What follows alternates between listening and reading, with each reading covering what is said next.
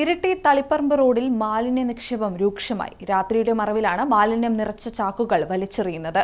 ദുർഗന്ധം കാരണം യാത്രക്കാരാണ് ഏറെ ദുരിതത്തിലാവുന്നത്. ഇരിട്ടി ഇരിക്കൂർ തളിപ്പറമ്പ് സംസ്ഥാന പാതയിൽ റോഡിന്റെ ഇരുവശത്തെയും കാടുകളിലാണ് അറവു മാലിന്യം മുതൽ അടുക്കള മാലിന്യം വരെ നിക്ഷേപിക്കുന്നത്. പഴശ്ശി കുടിവെള്ള പദ്ധതിയോട് ചേർന്ന റോഡ് സൈഡിലും മാലിന്യം തള്ളുന്നു. കവറുകളിലാക്കിയ മാലിന്യം രാത്രിയിൽ വാഹനത്തിലെത്തി ഉപേക്ഷിച്ച് കടക്കുന്നതായാണ് സൂചന. തന്തോട്, കപ്പച്ചേരി, നിടിയോടി, പൂവം, പെരുമണ്ണ ഭാഗങ്ങളിലാണ് കൂടുതലും മാലിന്യങ്ങൾ വലിച്ചെറിഞ്ഞിരിക്കുന്നത്. ഹോട്ടലുകളിൽ നിന്നുള്ള ഇറച്ചി മാലിന്യവും വീടുകളിൽ നിന്നുള്ള മാലിന്യങ്ങളും ഇതിൽ ഉൾപ്പെടുന്നു. അസഹ്യമായ ദുർഗന്ധം കാരണം പരിസരവാസികൾ ബുദ്ധിമുട്ടുകയാണ്.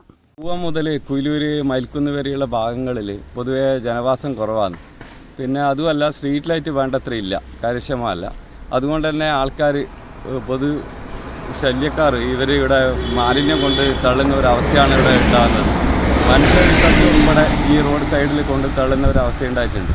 ഇതിനടുത്താണ് ഈ റോഡിനോട് ചേർന്നിട്ടാണ് പഴശ്ശി ജലാശയം. ഈ കണ്ണൂർ, കോഴിക്കോട് ജില്ലകളിൽ മുഴുവൻ കുടിവെള്ളം എത്തിക്കുന്ന പഴശ്ശി ജലാശയം ഇതിനടുത്താണുള്ളത്. ഈ മാലിന്യം തള്ളുന്നതിനെതിരായിട്ട് വേണ്ടത്ര നടപടി ഇതുവരെ സ്വീകരിച്ചിട്ടുണ്ടായില്ല. വീടും ആൾപ്പെരുമാറ്റവും ഇല്ലാത്ത ഭാഗങ്ങളിലും റോഡിൽ അടിക്കാടുകൾ ഇടതൂർന്ന ഭാഗങ്ങളിലുമാണ് മാലിന്യം നിറച്ച ചാക്കുകൾ വലിച്ചെറിയുന്നത്.